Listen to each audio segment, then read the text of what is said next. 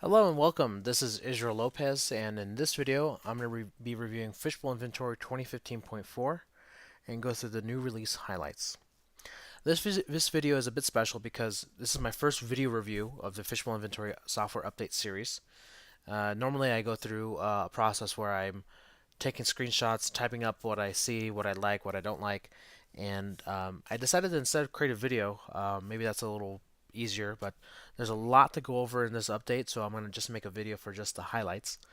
Um, and typically, I'm creating these videos or creating this content in my hometown of Orange County, California, but this is a little bit special. My customer really needed me to come out to Reno, Nevada. I'm here to help them get set up with Fishbowl Inventory, how to learn how to use the program, how to manufacture, how to distribute, how to operate a warehouse efficiently. They're a new startup, and they're really going to change the world with the things they're going to do. Maybe I'll create a case study about them and how Fishbowl Inventory helped them. But let's dive in and get into the highlights. So the big one in this highlight is something that I've been tracking for a long while, the last couple of weeks. The hints around Xero integration. Now, Xero is a cloud accounting package that is hosted online. You access it via browser, and it's really neat. No longer are we kind of tied to just implementing Fishbowl with only QuickBooks. I think the market for QuickBooks is limited. There's new players out there. There's new accounting packages that Fishbowl should integrate to. And there's always ways to use the growth of new systems as to to reinvestigate ourselves and see, are we doing things correctly? Can we do things better? Part of that is the accurate shipping invoice, and I'll be getting into that more deeper now. But now you can actually show subtotal and discount line items on shipping invoices, and I'll explain how that's tied into the changes that Xero brought on board. With Xero, currency updates used to come from currency conversion updates came from QuickBooks, but with Xero we don't have QuickBooks, so we're going to change how that works. I'll show you how that has been done. Some minor data module improvements in terms of functionality and usage. I'll go through those. UI improvements, just cleaning things up in here, renaming things for training, and over 50 bug fixes, and a lot of those come down to the QuickBooks export. So let's dive in. Let's get into it. Let me show you the new accounting module. When you connect QuickBooks to some kind of accounting package, you usually just have this big, connection bar. That's changed now. Um, you can now decide to use QuickBooks or Xero. Excuse me. And the Xero connection is actually pretty straightforward. You click on the button. It asks you to authorize Xero to connect to QuickBooks. You select which company you're working with. In this case, it's Test Fishbowl that I'm using. And now we can go ahead and authorize the connection to Fishbowl by copying this code, pasting it into Fishbowl, and letting Xero and Fishbowl start talking. The next step is going to be the account mappings. And previously, Fishbowl only allowed you to create all or nothing. Use our accounts or use your accounts only. And the mechanism for that was that if you're missing an account that you never had before, you had to go back into QuickBooks, create the account, come back to Fishbowl, and redo the synchronization, redo the connection, and finally get to this point again until you go down the list and you find another one. You go through the same process. So instead, now what we're doing is, if you're missing an account, you've got the ability to create that account just for that item, just for that particular activity. In this case, I already went through and created all my accounts that I needed, and I don't need to worry about that now. Click finish. Now the two systems are talking. Let's go create a quick sales order to show you how all that's supposed to work. So go to test. Oops. Israel. And we're going to do a C403 because I think I have that on hand. We're going to add a discount line item, 10%. Good. Issue it. Quick ship it.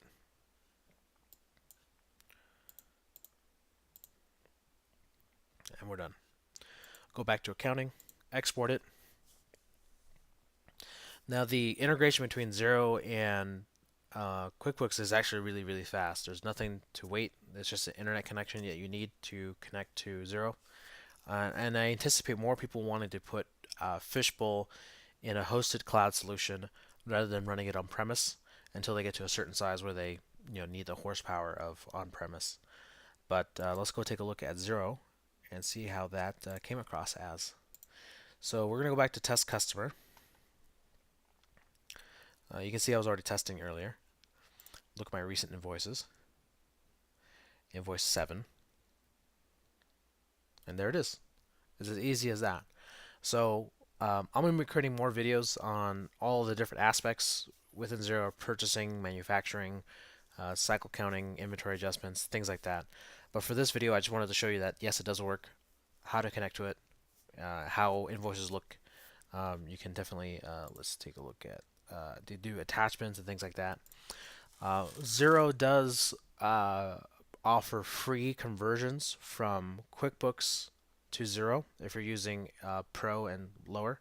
If you're using Enterprise, it's a little more involved, but I can definitely help you to convert those accounts from from QuickBooks to Xero. If you're using Enterprise, just come and talk to me. I'll set you in the right direction. Let's talk about currencies. So currency conversions that happened before in Fishbowl used to happen using the data from QuickBooks. Now we're using Xero. That currency conversion data is no longer just from QuickBooks. We have to add another source for that. It's not shown on the screen here of where that source data is, but I can show you how it's set up in the documentation. The documentation indicates that you have two different currency sources. If you're using Xero, you're only using Yahoo. If you're using QuickBooks, you can use both Yahoo or QuickBooks as your currency source. And that's fine, because if we don't have QuickBooks, we don't need to show it on the screen. But that's how, when you're connected to Xero, you're gonna be downloading inventory conversion data down from Yahoo, updating it here, keeping your multi-currency documents and transactions up to date. That's currencies. Let's talk about the data module real quick. I've been using the data module to some great success, because it's really neat to talk to a client and listen to what their needs are, and just give them a query that strips out the whole process of writing a report, delivering the report, testing the report, and making additions or changes, when really they just want an Excel file of data. And now, instead of just writing the query to exactly what they're looking for, we can give them more general queries so that they can kind of self-service, or people can kind of come in here and figure out what they want. They just added this kind of custom filtering mechanism into the data module for the data output. And I'm going to do something real simple here, where I just say I want the part numbers where the value contains B. And there it is. It's as simple as that. It's really kind of neat. I think the quantity should do also custom conversions between 0 and, let's do 10, just because. There you go. So expect the data module to be more advanced, more useful. I'd like to see at some point parameters, and so that we can set up SQL queries with inputs just like the report module, and we can probably hide some of the SQL, so the SQL goes on a different tab and parameters go on the top, so that we can kind of design a better design solution so that it becomes closer to a final product than just a tool at this case. But data module is fantastic. If you haven't looked at it, definitely take a look at that. I've got queries that you can ask me for to help you create one. If you have any questions, just give me a shout out for that. Let's go into some of the UI changes, which is important. I admit, when things change to people to certain perspectives of users, it's a bit confusing. What I'm going to do is do the quick fulfill here, and I'm going to highlight where it says add finish good. Before that said receive finished good, and it was a bit confusing to some people who says, well, I'm not really receiving anything, I'm just making it, I'm just adding it. So it was decided that instead of saying received finished good, you're adding it, and you're adding it to a particular location. And here I am using the auto functionality within tracking to create a serial number, and we're done. And we probably made a bike missing some parts, which is not a good idea, but that's another video to talk about. Finally, let's talk about the changes inside of Fishbowl's. Let me go back here to my little prepared notes that I prepared. And of course, I put that on a website, and the internet's kind of slow. Let's talk about the issues regarding shipping invoices. So shipping invoices are going to be really important now because they're more accurate. If we go back to the picking module, go to ship module for this order that I created and run the shipping invoice, you'll notice that now the discounts are included in the shipping invoice, whereas before we'd only have line item 1, which is the product, and no discounts, and the invoice was essentially useless. The answer was either you modify the invoice to get more accurate, so you talk to somebody like me who'd have to really work hard to make this work right, and invariably it never did work right, and I felt really bad doing so. When you asked me to do that, I thought, well, for simple sales it'd be perfect, but for complex sales when you're using discounts and subtotals and non-inventory items and all that other stuff, it's a mess. But now Fishbowl has fixed that, and here's why. When you're adding different accounting packages, you realize that there's going to be overlap between the two systems, right? And the overlap is the concept of what is an invoice, and no longer could they just ignore the fact that we needed to have the invoicing data inside of Fishbowl. They had to realize that yes, we're going to have to save somewhere where the concept of the construction of an invoice is no longer just something that's in QuickBooks, but is in Fishbowl. Before, what made an invoice, what decided to put a discount on an invoice, went through the black box of the QuickBooks export. And until that was ripped apart and put back together, where the concept of what goes in an invoice was now accounting system agnostic, then could we ever get this aspect. And finally, I'm really happy that this is happening. This is the direction that they're going into, that now we don't have to worry about exporting to QuickBooks, printing an invoice in order to have the paper in the box at the right time, because that is becoming more of a reality nowadays, is to put the invoice in the box. It's a big expectation in places like Australia and New Zealand. Same with anywhere where they do the general goods and services tax. It's expected that you put the invoice in the box so that they can keep their tax accounting accurate.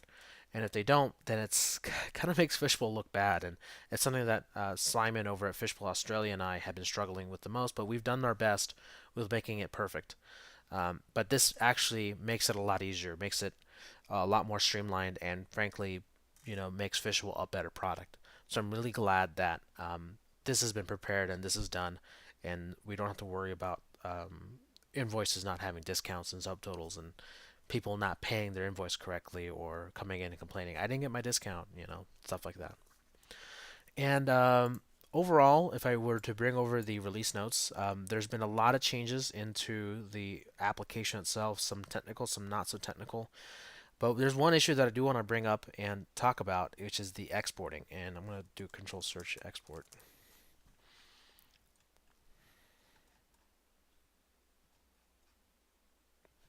Here we go. The QuickBooks export has had some problems in the last releases, but we're here to talk about that they are improving it.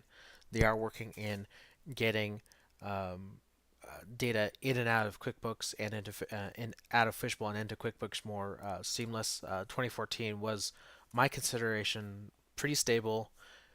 We took some steps back in 2015, but hopefully this resolves the issue in 2015.4. I just wanted to point that out, that now give exporting a try a little more often, see if it improves. I wish I could say that it's 100% fixed, but I know with the history between QuickBooks and Fishbowl, that's not nowhere near the case. So, um, and that's it. That's all I really wanted to go over is a lot of the changes that have been happening inside of Fishbowl. Um, if you have a chance and you want to talk about these changes, definitely please visit our user group at fbusergroup.com. I'd love to hear your questions and I'd love to give you some answers regarding Fishbowl. Thank you and take care.